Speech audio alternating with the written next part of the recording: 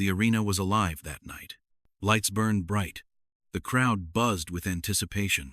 Inside the ring stood Muhammad Ali, focused, composed, ready to do what he had done countless times before. The bell rang. The fight moved forward. Everything felt familiar.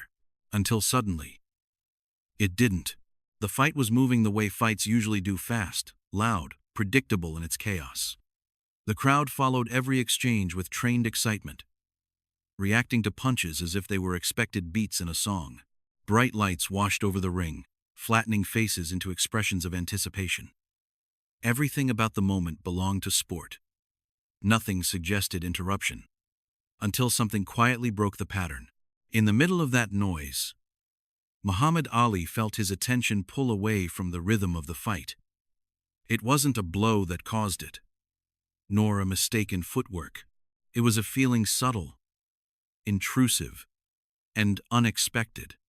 The kind of feeling that doesn't announce itself loudly. The kind that asks to be noticed. Ali had trained his mind to stay present in the ring. Distraction was dangerous. Focus meant survival. Yet this moment slipped past that discipline without resistance. His eyes moved instinctively, drawn somewhere beyond the ropes. He didn't know why yet. He only knew something didn't fit. Among thousands of faces, one expression stood out. Not excitement, not admiration, just fear. A young girl sat frozen in her seat, tears streaking down her face. She wasn't reacting like the rest of the crowd. She wasn't participating in the spectacle. She was overwhelmed by it. The contrast hit immediately. Violence surrounded by celebration, pain framed as entertainment. The cheers made her tears feel louder, even though she made no sound. In that instant, the arena felt divided into two realities. The one everyone expected, and the one she was living. Ali had seen many faces in crowds before. Fans screaming, critics glaring, children smiling with admiration. But this was different. This face wasn't asking for anything. It wasn't even focused on him as a hero. It was responding to fear, raw and unfiltered. That fear didn't belong in a fight. At least, it didn't belong unnoticed. Ali felt that instinctively. The ring was meant for two trained adults who understood the risks. This child hadn't consented to that understanding. She was witnessing something she couldn't process. The fight continued around him, but it felt distant now. Movements became mechanical. The crowd's roar blurred into background noise. His body stayed present, but his mind had stepped somewhere else, into awareness. Ali realized that the moment wasn't dramatic in the usual sense. No bell rang. No referee intervened. Yet something significant had happened internally. A boundary had been crossed. Quietly and without permission. The fight no longer belonged only to the ring. He wondered what she saw when she looked at him. Not a champion. Not a performer. Just a large man hurting another man while people applauded. That thought landed heavier than any punch. It challenged the narrative he was used to living inside. Ali had always spoken about influence, but this was influence stripped of abstraction. This was immediate. A direct consequence of presence. He was not just being watched. He was being interpreted by someone who didn't have context or filters. The idea unsettled him. Boxing had rules, structure, consent, but fear doesn't recognize those things. Fear responds only to what it sees. And what she saw was frightening enough to bring her to tears. He felt the weight of that realization settle into his chest. Not guilt, exactly. Something closer to responsibility. The kind that doesn't accuse, but asks questions you can't ignore. Questions that don't have easy answers. Ali had built a career on confidence and control. Yet here was a moment where control meant something different. It wasn't about dominating an opponent. It was about acknowledging impact beyond intention. That distinction mattered. The ring had always been a contained world for him. Ropes defined boundaries. But this moment slipped through those boundaries. It reached into the crowd, into a life untouched by training or preparation. That reach couldn't be undone. He understood that this wasn't about weakness. It wasn't about losing focus. It was about seeing clearly. Seeing something others missed because they were trained to cheer. The clarity hurt, but it also grounded him. The moment felt out of place, like a note that didn't belong in the melody. But instead of dismissing it, Ali listened. Listening slowed everything down internally. The fight's urgency lost its grip for a few seconds that felt much longer. Ali didn't look away quickly. He allowed himself to register the reality of what he was seeing. The tears weren't exaggerated. They weren't performative. They were honest. And honesty has a way of cutting through noise. That honesty changed how the ring felt under his feet. It wasn't just canvas anymore. It was a stage with consequences that extended beyond the final bell. That awareness stayed with him, even as the fight continued. He recognized that moments like this don't ask for permission. They arrive when they choose. Ignoring them might preserve momentum, but it costs something deeper. Ali chose not to ignore it internally. The crowd kept cheering, unaware that anything had shifted. From the outside, nothing had changed. From the inside, everything had. A line had been crossed not by action, but by awareness. This was a moment that didn't belong in a fight. Not because fights are wrong, but because fear like that shouldn't go unseen. Ali understood that instantly. And understanding, once it arrives, cannot be undone. That single, quiet moment redefined the space for him. The ring was no longer just a place of competition. It was a place of influence. And influence, he realized, demands more than skill. It demands conscience. The girl's tears didn't stop the fight physically, but they stopped something else. They stopped Ali from seeing the moment the same way again. And that shift, internal, silent, irreversible, would stay with him long after the night ended.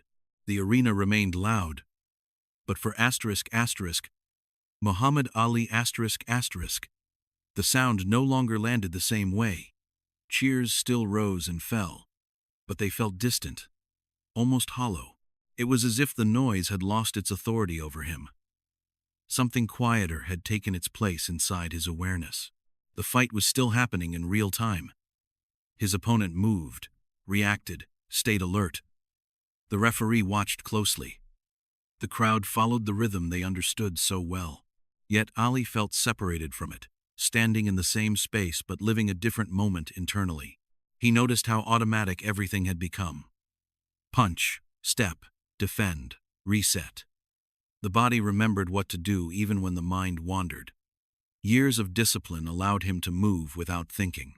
That automation created space for thought, and that space was now filled. The image of the crying girl refused to leave. It hovered at the edge of his vision, even when he wasn't looking toward the crowd. Her expression replayed itself without permission. Fear has a way of imprinting deeply when it's genuine. Ali realized that for the first time in that fight, he wasn't thinking about strategy. He wasn't calculating angles or timing. He was thinking about meaning, about what this moment represented beyond competition. The ring had always been a controlled environment for him. Violence within rules, risk within consent. But the girl in the crowd had not chosen those terms. She was experiencing the fight without context, without protection. That imbalance mattered. The cheers now sounded different to him. Not wrong, but incomplete. They celebrated outcome without acknowledging cost.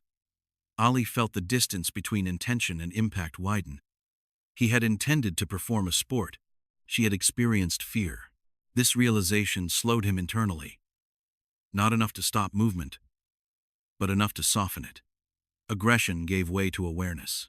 He became conscious of how he carried himself, how his actions might look rather than how they felt. Ali felt a strange contradiction settle in.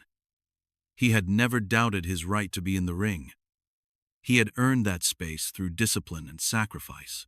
Yet now he questioned the reach of that space, how far its influence extended. He wondered how many moments like this had happened without his noticing. How many times had someone in the crowd felt something different from excitement? The thought unsettled him because it suggested responsibility he hadn't fully considered before. The ring suddenly felt smaller. Not physically, but morally. It could no longer contain the meaning of what was happening. The fight spilled outward, touching lives he could not see clearly or protect easily. Ali understood that this wasn't about guilt. He wasn't ashamed of boxing. He loved the craft. But love does not excuse blindness. Seeing the full picture meant accepting discomfort, along with pride.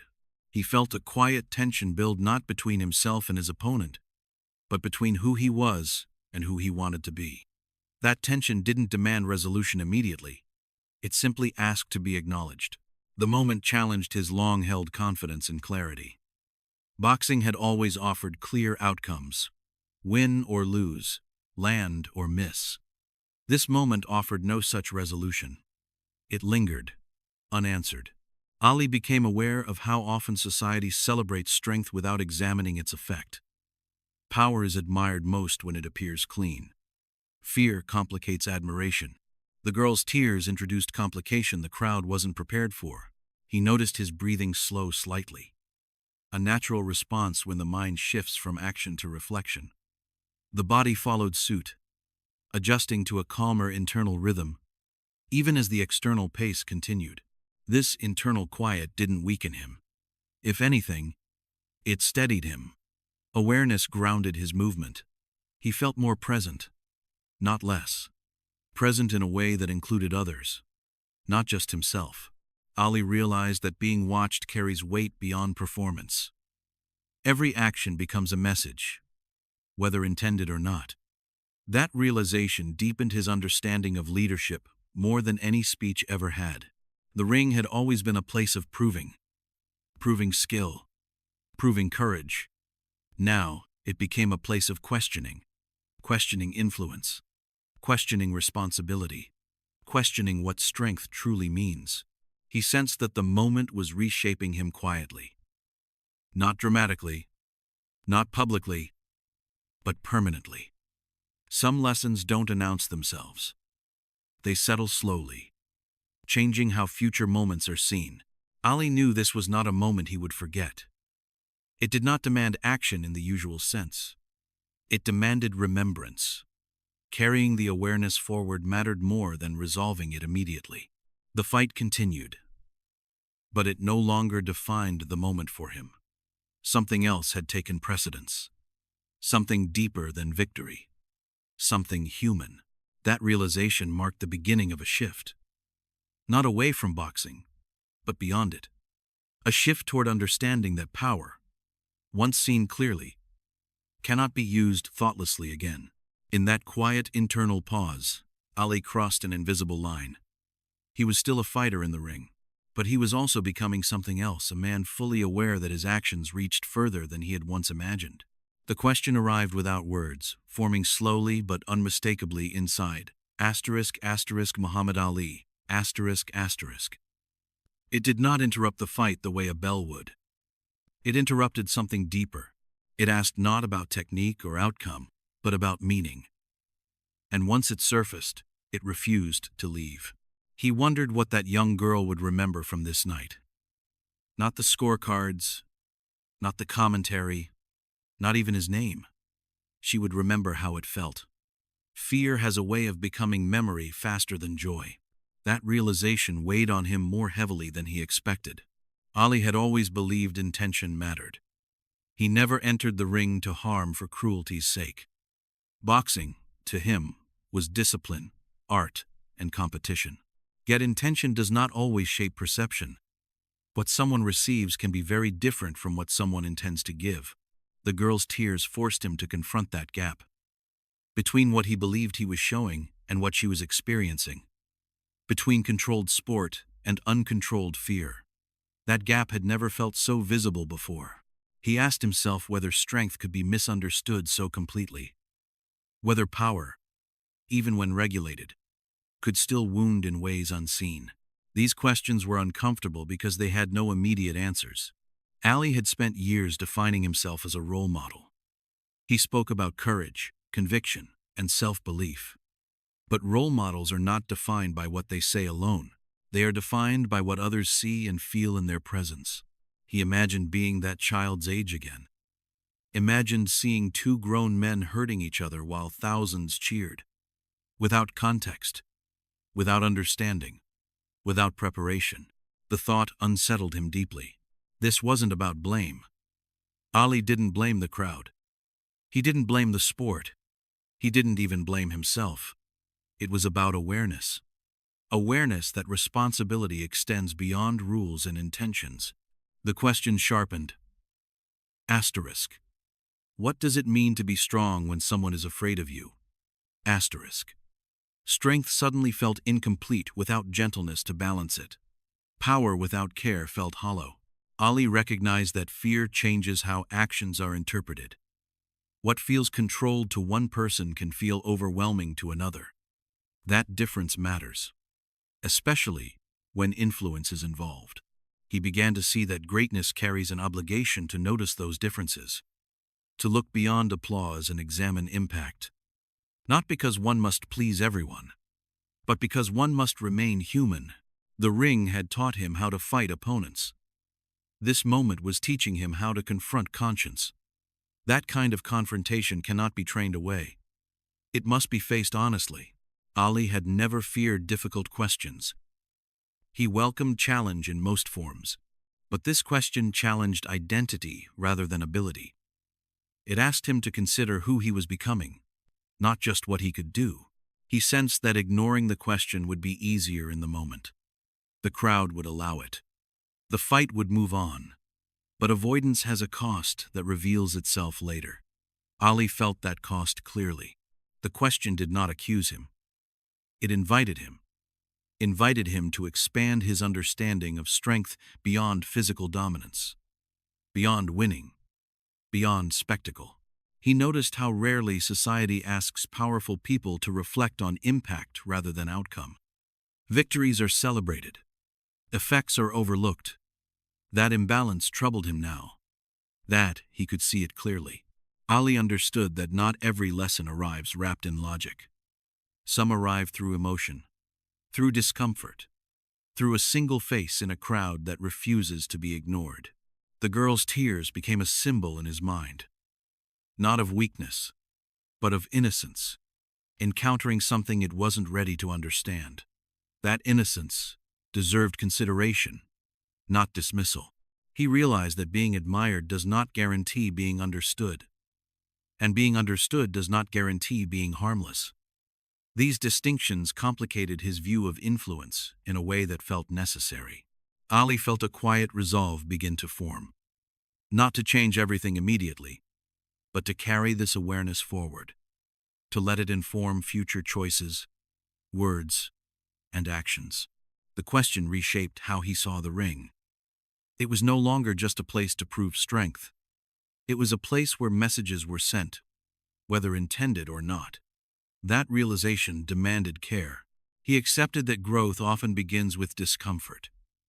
That becoming more responsible means becoming more aware of consequences. This was not a burden, it was an evolution. Ali knew that this question would follow him beyond this fight, beyond this night. It would resurface in quieter moments, asking to be answered through action rather than explanation. In that moment, something inside him shifted permanently. Not away from boxing, but beyond it. A deeper understanding of strength began to take root. One that recognized that the greatest power lies not in how hard you can strike, but in how carefully you choose to carry it.